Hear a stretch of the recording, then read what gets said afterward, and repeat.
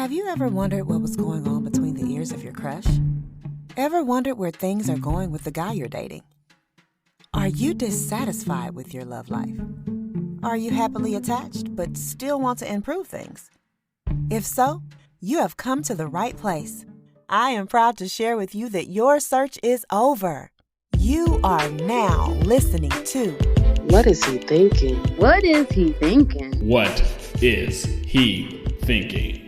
The dating and relationship podcast for the benefit of women from the perspective of men. And now, without further ado, your host, Alexander B. Stevens. You are now listening to the authentic male perspective on dating and relationships. Season 2, Episode 11, Episode 33 overall. Lego.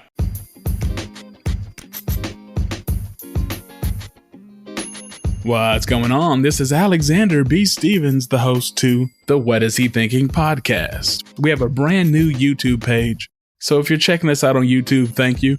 But don't forget to like, share, and subscribe. Hit that notification bell after you subscribe so you know when the next episode drops. If you're listening to us on Spotify or Apple Podcasts, then I would like it if you checked out our YouTube page. Just search for What Is He Thinking on YouTube, and you'll see a list of results that are nonsense. That's because YouTube thinks you misspelled something, but you didn't misspell anything.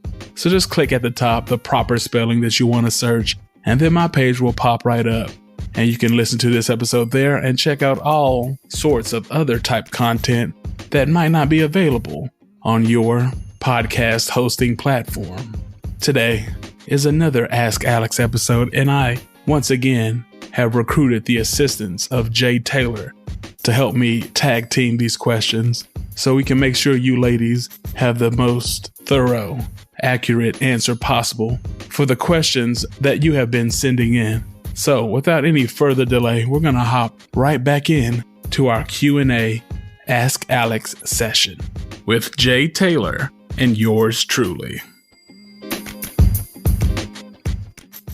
All right, here we go. Next question. Girl, you better ask Alex. Alex, I got a question for you. I've been kicking it with this dude for over a year. I've been loyal. I've been treating him right. Loving, caring. I'm not a burden on him. I make my own coin. I'm independent. But he still hasn't put a title on the relationship. What's the holdup? I'm curious. Should I stick this out or should I bounce? Should she stick it out?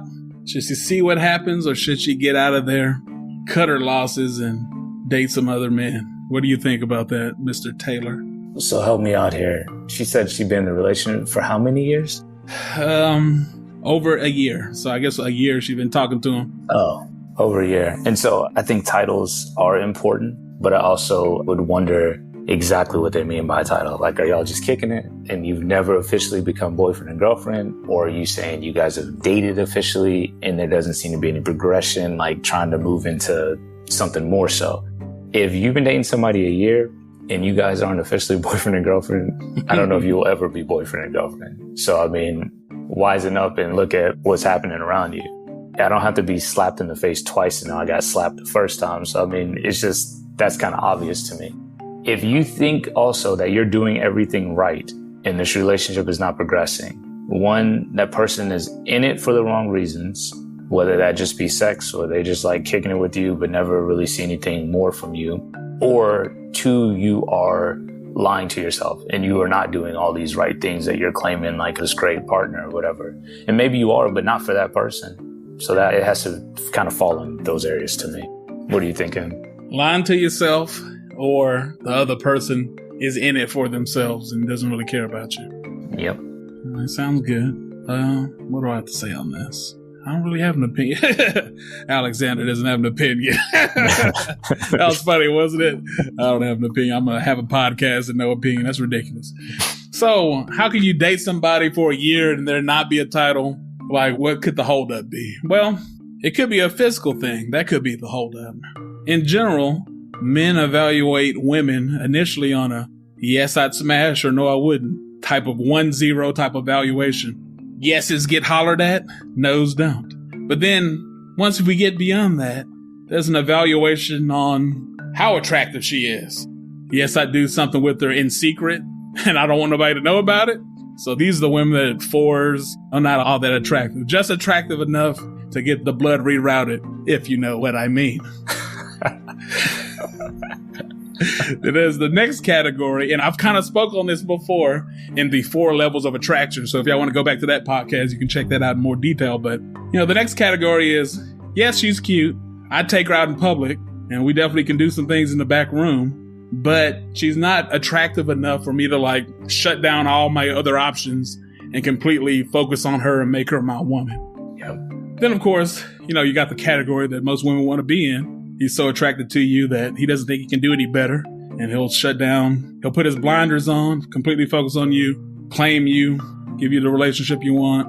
And you can be his trophy wife, but it's more than just a trophy. He's just so proud that y'all are together. So the holdup could be that you're not in that top category. You're either in that secret lovers category, where you're like the reverse of dry cleaning, in by 9, out by 5. You know what I'm saying? You've never seen him in the sunlight. It could be that, or it could be he thinks you're cute and you're cool, but just not cute and cool enough to make him be monogamous. So, can I interrupt you? Absolutely. That's why you're here. I think we need to have a special shout out for the reverse dry cleaning. You like that? You like the reverse? It's not you turn it in by 9 a.m. and get it by 5? No, you get there, you know what I'm saying, at 5 p.m. and you're out of there at 9 a.m. You know what I'm saying? Because I got to go to work. I've heard vampires, I've heard roaches, but reverse dry cleaning, that's a new one. That's a new one. Absolutely. So yeah, that's potential issue number 1. Issue number 2, it could be a bedroom chemistry issue. There's attraction, but y'all just don't really click in the bedroom. But you're a great person. He likes being around you. So he's kind of stuck between a rock and a hard place. He's kind of in no man's land with you because he likes being around you, but you don't all the way do it for him in the bedroom. Another reason could be there's a mental or a spiritual stimulation issue. Like you and the guy can have good conversation, but y'all don't connect on a deep level or intellectual level or spiritual level. It's somewhat superficial and shallow, somewhat. And the guy, instead of just ending things, he kind of keeps you around because, truth be told, guys, most guys don't end things. They wait on you to end them because it's so hard to get something going with a woman that once you have something going with her, you don't want to be the one to throw it away. If you could keep it at arm's distance, you're going to keep it at arm's distance. Would you agree with that? Yes, I think you bring up an interesting point. And thinking back to being single, as a guy, you never want to give up your prospects. You hoard. You know what I'm saying? You're like a dragon with gold. Somebody's going to have to come and steal that away before that dragon just like willingly gives it away. And I think in the same way, I never thought about it so succinctly, but yeah, you might have women in your life that are at a different level and they will never progress to that top tier that you talked about. But you're also not going to kick them out, right? Because there's some benefit you gain from a relationship. I think the problem comes in when, again, communication, right? Like you're not being honest with this woman about something. We know good and well, like the type of people who will never be that for us. Just like women know a guy that she's never going to sleep with, right? But she may let him take her on dates and fly her to these vacations and do whatever. And he's thinking, oh, like this is going somewhere. For her, it's like, no, I'm here to have a good time. I may like you as a person, but we'll never sleep together. We'll never date. We'll never be anything. Yep. And then men do the same thing. So I think you either have a world where everybody's super honest with each other and then some people's feelings get hurt, but at least we all know, or we live in the world that we live in, which is people kind of play whatever's advantageous for them.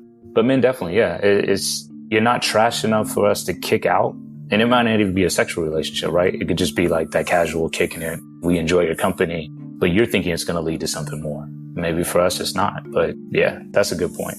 Yep, I hear you on that. The last reason I had, besides the reason that you already listed, is basically like you could be doing everything right, like you claim to be doing everything right, and y'all could have a vibe, but he just isn't ready to be a one-woman man. He's not ready to shut down all of his other options. He likes you and doesn't want to stop dealing with you, but he doesn't want to lose his freedom either. So if he never actually puts a label on the relationship, y'all are acting like boyfriend and girlfriend, but if he never actually claims you and never actually says that, then he can never be called a cheater.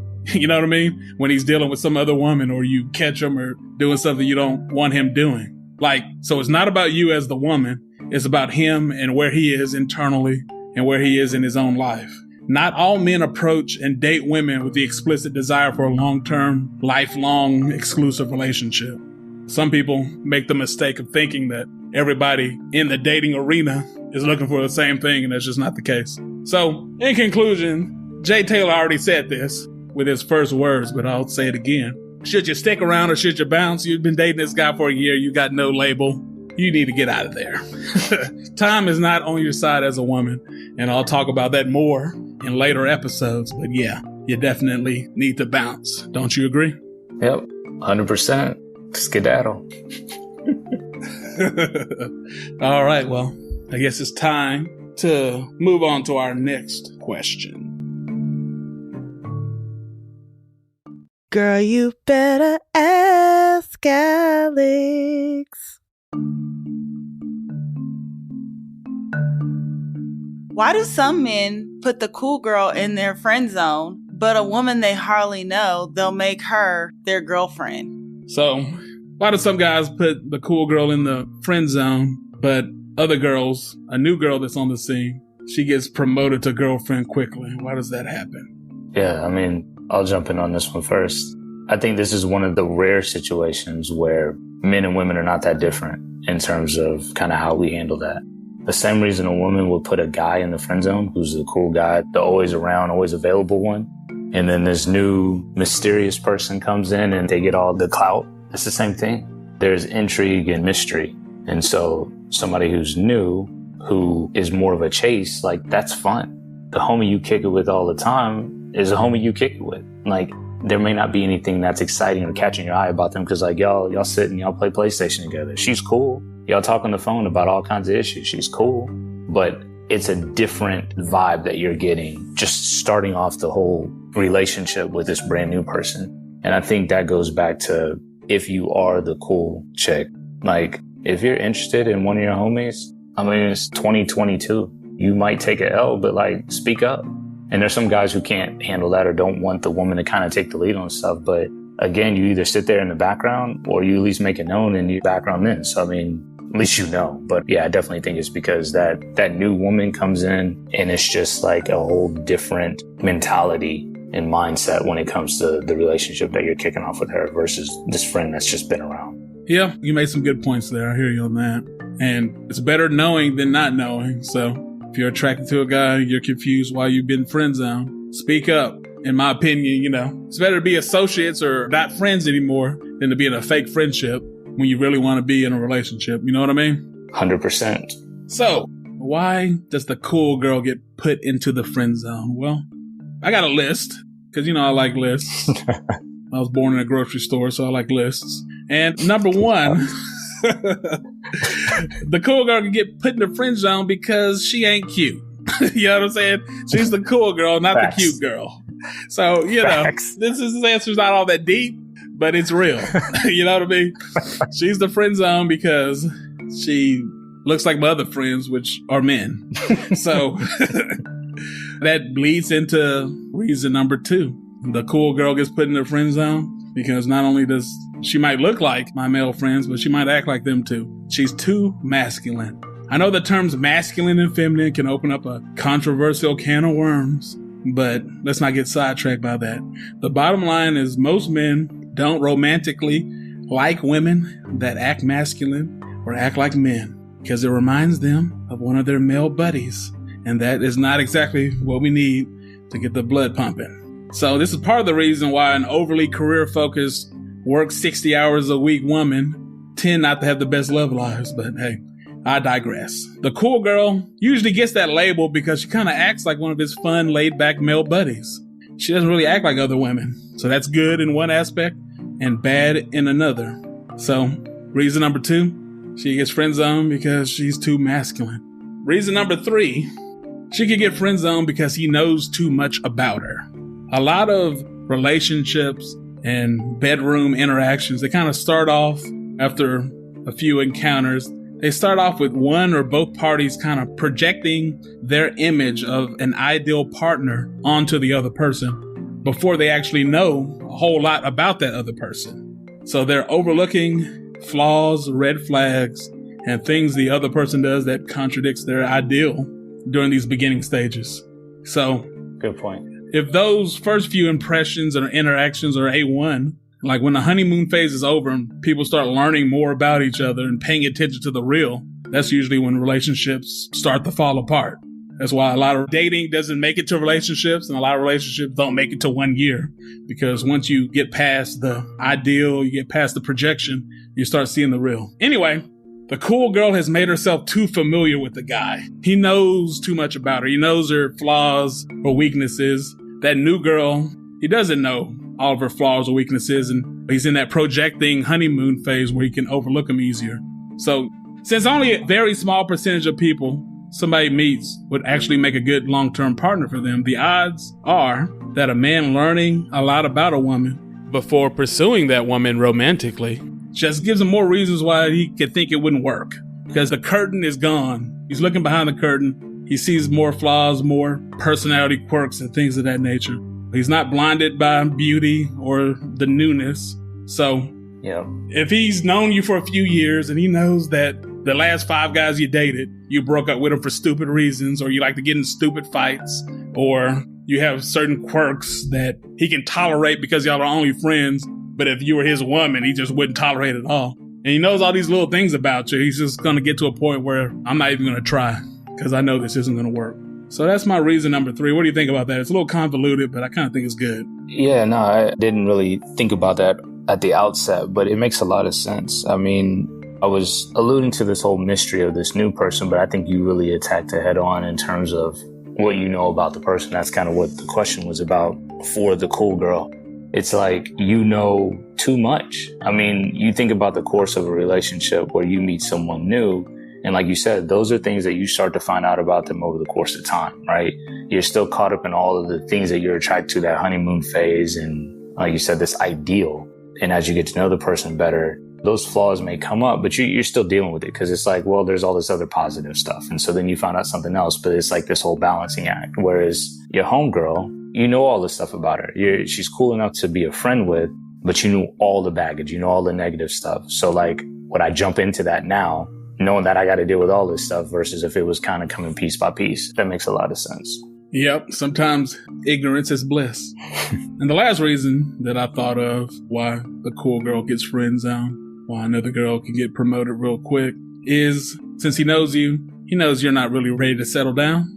Or since he knows himself, he knows he's not really ready to settle down. He knows he ain't about S. You know what I mean? He knows he's still in his hoe phase.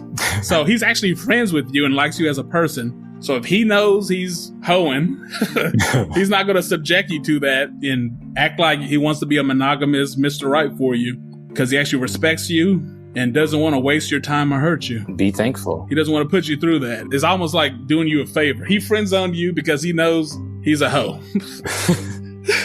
Yeah, exactly. I mean, that's a beautiful point. It sounds harsh, but it's like, listen, I don't think most women want to be with a hoe. So look at it as him doing you a favor. If he recognizes like he's not about that life, cool, you dodged the bullet, at least at this point in your lives. I think one other thing is women will tend to, let's say if they have a crush on some of their male friends or whatever, sometimes recognizing like that's not the best angle for you, just the same as this guy is like looking at it as like, yo, I know too much about you and stuff.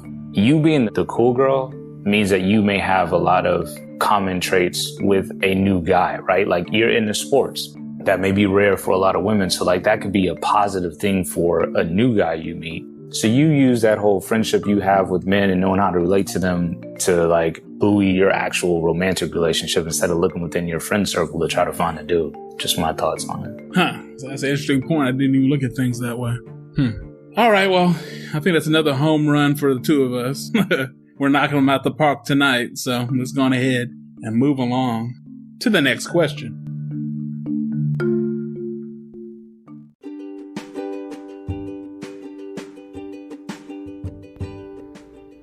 Now, let's take a minute to hear from our sponsor, Anchor.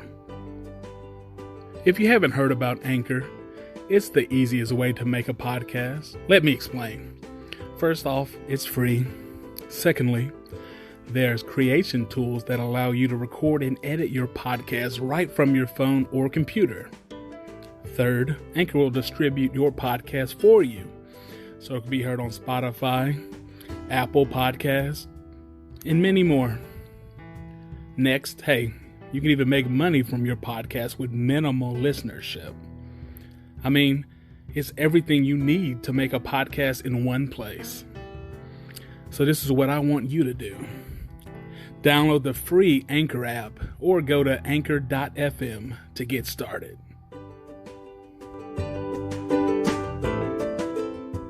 Girl, you better ask Alex.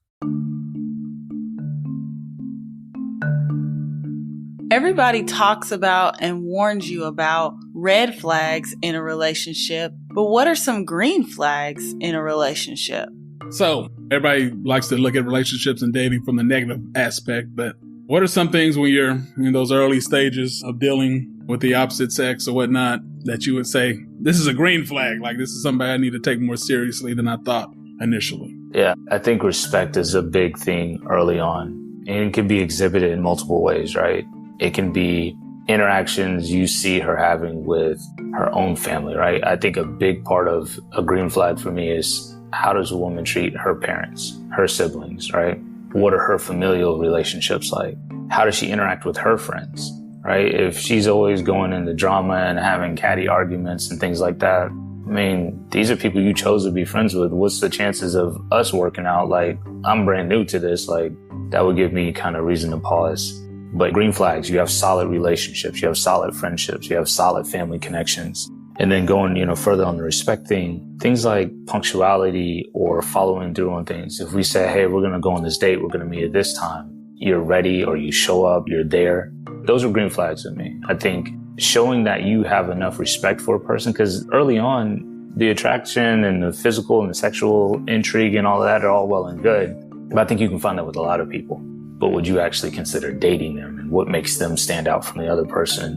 I think respect is a big one. I think I've said communication like 30 times in this episode, but you might not want to give away the farm, so to speak, early on in a relationship. But I think there's a difference between oversharing, but then also being an adult and being mature enough to have a deeper level conversation about what you're looking for. I don't want to sit on the first date and us like go through this laundry list of like, oh, well, I need a guy that's this, and that. And I want a woman that's yada, yada. But I think important things are, we here to date like we're kind of looking for a long-term situation, or are we just kind of casually seeing what's out there? I think that's normal to have. And that can be green flag for some people, red flag for others, right? So like making sure you're on the same page, especially if you're dating older, right? You're in your 30s plus. I think having conversations about important things like children and careers, those kind of things, like those can be green flags too, if you're on the same page. Yeah, it amazes me how few conversations about the most important stuff that people have when they're dating, especially in their 20s. It's like, how have you been with somebody for 2 years and you don't know if they want to have kids or not?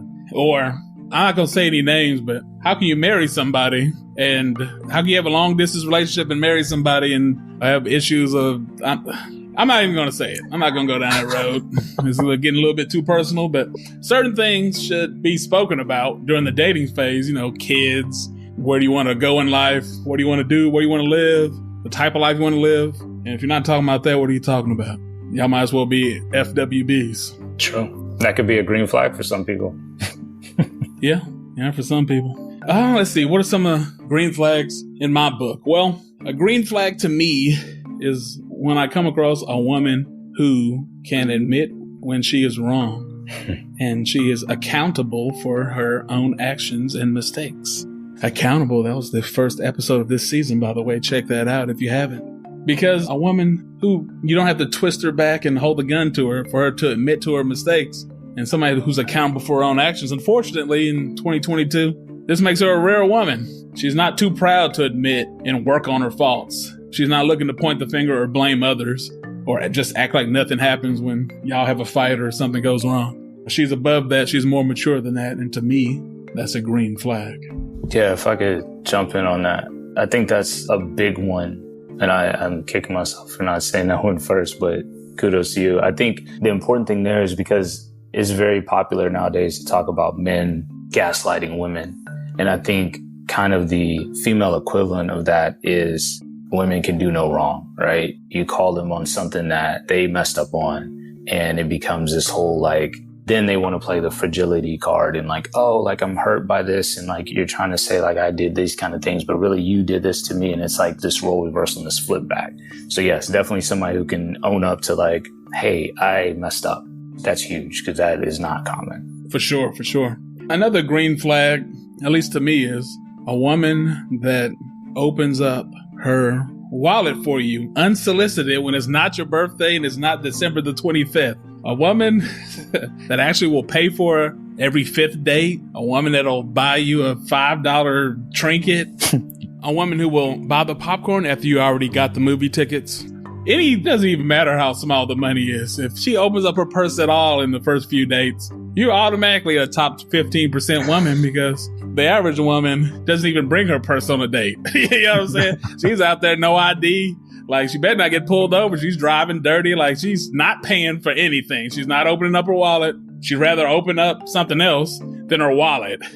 You know what I mean? And I said this on a previous podcast. After 3 to 7 dates, 7 dates being the absolute max, a man expects investment from the woman he is pursuing. We know that we have to instigate. We know we got to pay at the beginning. We know we got to go first. But this is a game of tennis. This isn't a game of solitaire. You got to hit the ball back at me at some point. You got to do something too. Yep. So after the third, fifth, you got to cook a meal. You need to pay for a date or pay for part of a date, something. So a woman that does this, green flag. A woman that all of a sudden is bobbing back and forth like Stevie Wonder and she's blind when the bill comes and just can't find her purse ever. You know what I mean? And she has the audacity to supersize it, but then she doesn't want to pay. Sure. That's a crimson flag. It's not green.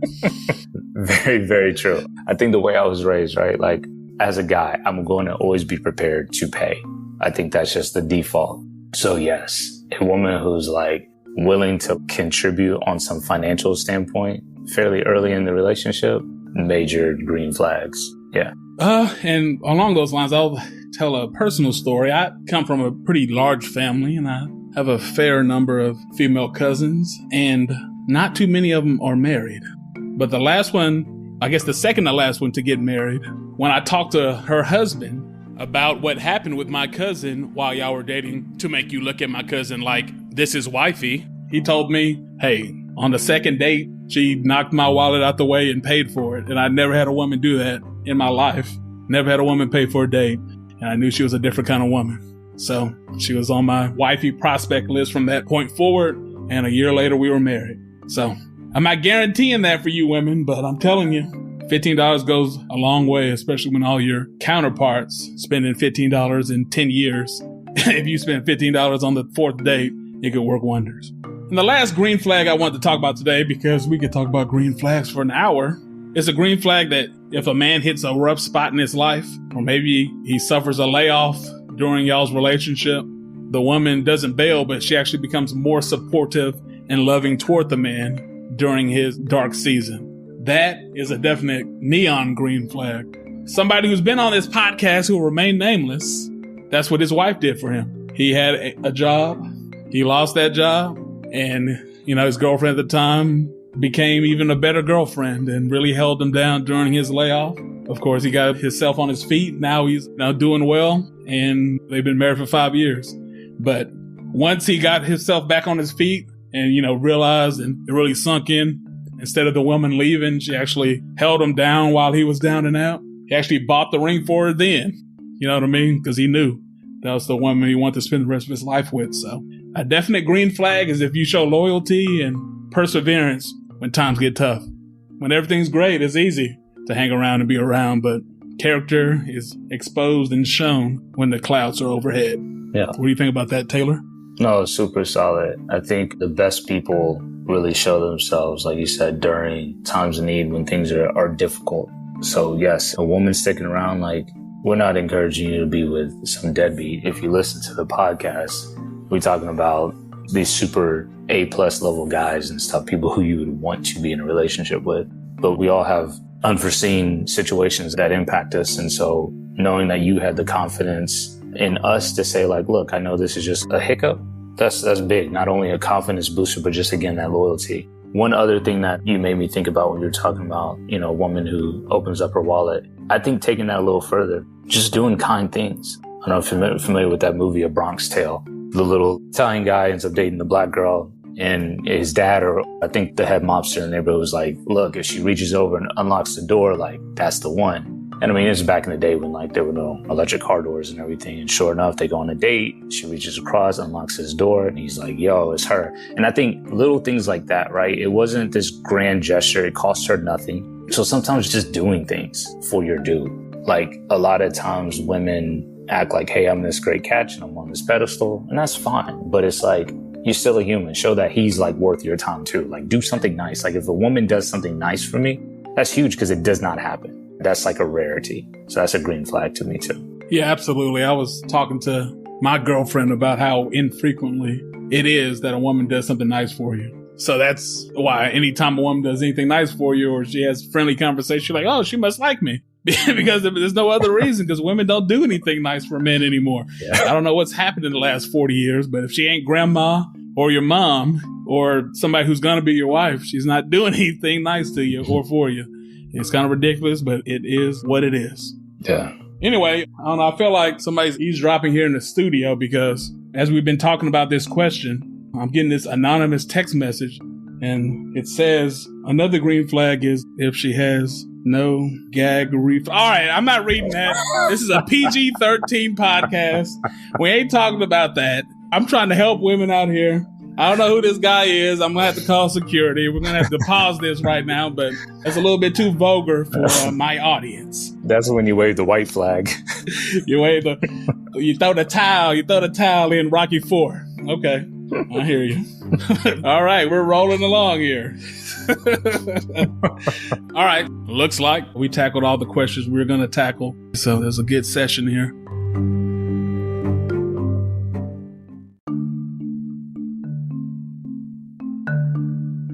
You have any last words for the audience, Mr. J. Taylor? No, I think it was cool. I appreciate you inviting me on. I think it's always fun to me to kind of discuss some of these things, right? Because people are looking for how to be in successful relationships and how to navigate that space. And hopefully they get some sound advice and some solid answers here. You mentioned that podcast about accountability. I think it's something that any of your listeners, male or female, would benefit from. I think I was telling you about that last time. Personal accountability being something that all of us should strive to have. So shout out to that episode too. Appreciate that. Well, this is the conclusion of our Ask Alex Q&A session. Hopefully you enjoyed me and Jay Taylor trying to break down the male perspective and the male point of view when it comes to these topics and questions that you ladies brought up. If anybody wants to be included on the next Ask Alex, just shoot me an email at whatizhethinking@gmail.com. Or if you want to be on the show, same email address. Hit me up, we'll talk, and we'll see if we can make it happen. If you're not listening to us on YouTube, definitely check out that page. Search What Is He Thinking on YouTube.com. Go to the top of the search results and click on the What Is He Thinking spelling so you actually get the proper results. Click on my page and check out all the wonderful content. Hopefully these back-to-back Ask Alex episodes has enlightened you and helped you look at your dating life in a new light so that you can properly navigate the terrain. Hopefully this episode will assist you in making your tomorrow better than your yesterday. Well, our time has concluded. Until next week, Alexander B. Stevens, out.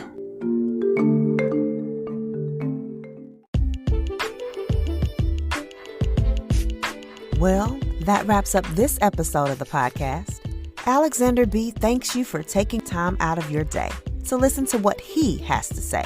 Hopefully, you feel the information shared today has helped you get one step closer to understanding men and one step closer to the type of relationship you have always dreamed of. If this episode spoke to you or you indeed felt that it was helpful, please share it with your friends and followers on social media and text the link to the episode to your inner circle of friends. If you have a future topic suggestion or need any clarification about anything that was shared during this episode, feel free to email the show at whatishethinking@gmail.com. Or follow and DM the show on Instagram at whatishethinking_podcast. Be clear and concise with your message, and Mr. Stevens will do his best to accommodate you. Once again, we appreciate you lending us a listening ear, and we hope your tomorrow is better than your yesterday. Enjoy the rest of your week. The podcast that is here to help you win with men. Signing off. Until we speak again.